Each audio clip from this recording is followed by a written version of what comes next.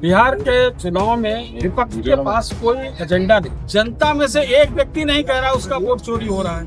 जनता कही नहीं रही वहाँ हमारा कुछ चोरी हुआ है। आप जबरदस्ती चोरी चोरी चिल्ला रहे हो कि आपने नौकरियां दी, बाकी जनता उनके उसमें झांसे में आने वाली नहीं आई है, क्योंकि वो नौकरी तो दे सकते हैं लेकिन बदले में खेत और जमीन भी लिखवा सकते हैं। यहाँ से प्रदेश की राजनीति में शीर्ष पे वर्तमान और वर्तमान में सहकारिता विभाग के मंत्री का दायित्व आप संभाल रहे हैं बड़े भाई JPS लाठर। हमारे साथ है आज राम कथा से भी आए हैं। तो एक तो राम कथा पहले तो भगवान श्री राम का जहाँ स्मरण होता है उसी सरकार भी बनी है, तो आज के आयोजन के बारे में क्या कहते हैं? हरि अनंत हरि कथा अनंत कहाँ ही सुना ही बहुगी तो सब सही। वो ये सभी संत अलग अलग तरीके से राम कथा को कहते हैं। आज हमारे विजय कौशल जी महाराज, इनके कंठ से सुनी हुई कथा आपकी बोल कर बिहार के चुनाव में विपक्ष के पास कोई एजेंडा नहीं और सत्ता पक्ष के पास एक बहुत बड़ा एजेंडा कि जंगल राज को समाप्त करने और विकास को की गंगा वहां बहाने, एक सुशासन को स्थापित करना बहुत बड़ा एजेंडा था। और जनता के सब बातें अपील की, हमने अपने विकास के बारे में वहां पर बताया किस तरीके से विकास काम हो, और साथ ही साथ वहां पर उस प्रदेश को जंगल राज से मुक्ति दिलाकर बीमारू राज्य के कलंक धोकर हमने उसको विकसित बिहार की तरफ बढ़ाने का काम किया। तो जनता ने हमारी बातों को गौर से सुना और उस पर मोहर लगाने का काम किया। प्रचंड बहुमत के साथ वहां पर NDA की सरकार बन रही और नीतीश कुमार जी का बहुत बड़ा एक उनका जो चेहरा है, उनका सुशासन बाबू जो कहते हैं, मुझे लगता है कि वो परम तपस्वी है और उन्होंने जिस तरीके से एक आदर्श व्यक्ति का वहां पर नेता का प्रक्रिया वो मुझे लगता है अद्भुत है। जो वोट चोरी का लगातार मुद्दा उठाया गया उसका कुछ असर? देखिए ऐसा है, वोट चोरी का आरोप कौन लगा रहा है? कांग्रेस लगा रही है, राष्ट्रीय जनता दल लगा रहा है, लेकिन जनता में से एक व्यक्ति नहीं कह रहा उसका वोट चोरी हो रहा है।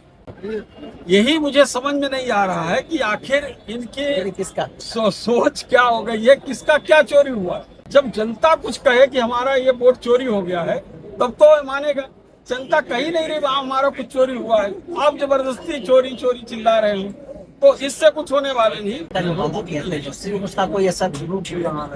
देखिए, उन्होंने पहले भी वादे किए थे, वहाँ की जनता को पता है कि आपने नौकरियां दी, लेकिन नौकरियों के बदले में कितनी जमीनें लिखवाई।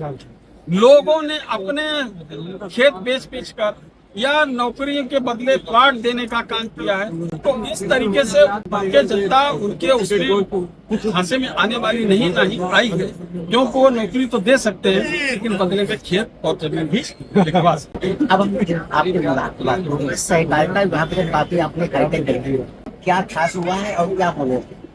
देखिए, हाईटेक इसलिए बना रहे हैं कि सहकारिता के विभाग में पूर्व के सरकारों के समय यहाँ पर भ्रष्टाचार के लोगों ने पहाड़ खड़े कर घोटालों के खाइयां खोद के चले गए। तो अब इन भ्रष्टाचार से मुक्ति दिलाने का काम केवल हम टेक्नोलॉजी के माध्यम से ही कर सकते हैं कि हमने सभी समितियों पर QR कोड लगा दिए हैं। अगर 266 रुपए 50 पैसे की कोई यूनिट भी हो रही है तो उतना ही पेमेंट करे, कोई 270 रुपए भी ना ले, ये हमारे पास चेंज हो। इसी प्रकार 1350 रुपए उतना ही उसको भुगतान करना पड़ेगा, उससे ज्यादा भुगतान। तो इसलिए हमने टेक्नोलॉजी के माध्यम से उसको परफेक्ट करने की कोशिश की है।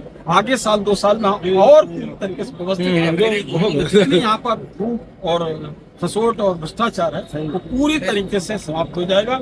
जिस तरीके से गोरखपुर में माननीय मुख्यमंत्री को खत्म करने का काम किया है, उसी प्रकार से सहकारिता में भी इस प्रकार से चोरी चमारी भ्रष्टाचार को खत्म करने का माननीय मुख्यमंत्री की बात।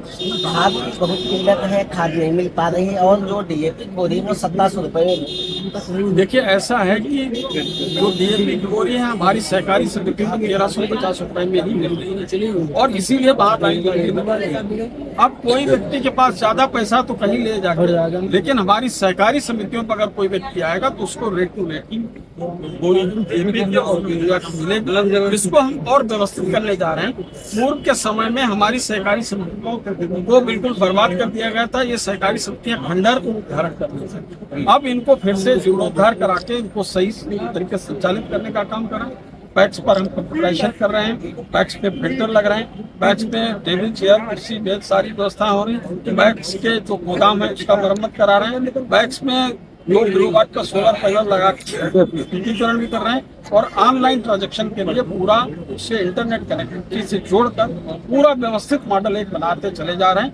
आगे कुछ समय की देर है, मुझे लगता है कि ये जो परेशानियां अभी किसानों को हो रही वो भी आगे आने वाले समय में की किल्लत अभी ये नहीं, पर्याप्त रूप से खाद है। और मैं आपको बताऊं कि पिछले साल हमने उससे पहले 20% ज्यादा पिछले साल बाकी था। इस साल हमने 40% पिछले साल के मुकाबले ज्यादा बाकी, लगभग 60% ज्यादा हो, 1.5 गुने से ज्यादा सहकारी बांटने का काम। अब क्या है कि लोगों की अपेक्षाएं बढ़ रही और हमारा जो कृषि का जो रकबा है वो भी प्रदेश में बढ़ा है और उपज भी बढ़ी है। लोग ज्यादा से ज्यादा खाद्यान्न पैदा भी कर रहे हैं, तो हर चीज का एक इम्पैक्ट है जिसकी वजह से थोड़ा बहुत चीजें होती है। लेकिन खाद्य पर्याप्त रूप से केंद्र सरकार द्वारा उपलब्ध कराई जा रही और वितरण अच्छी ढंग से करवा रहे हैं। थोड़ी बहुत दिक्कतें लोगों को आती है कि एक दिन में कभी कभी 200, 400, 300 किसान आ जाते हैं, तो पॉस मशीन में एक ट्रांजेक्शन करने में उसको 6 मिनट से लेकर 10 मिनट तक का समय लगता है। तो एक साथ अगर 200 लोग आ जाएं, 300 लोग आ जाएं, तो एक दिन में वो बेचारा हमारा सचिव नहीं दे पाता।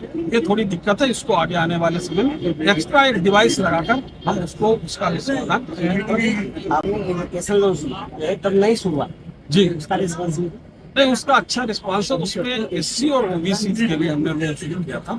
जो एससी हमारे कैटेगरी के बच्चे हैं उस पे 3% दर पर हम 20 लाख तक का उसको लोन दे रहे थे।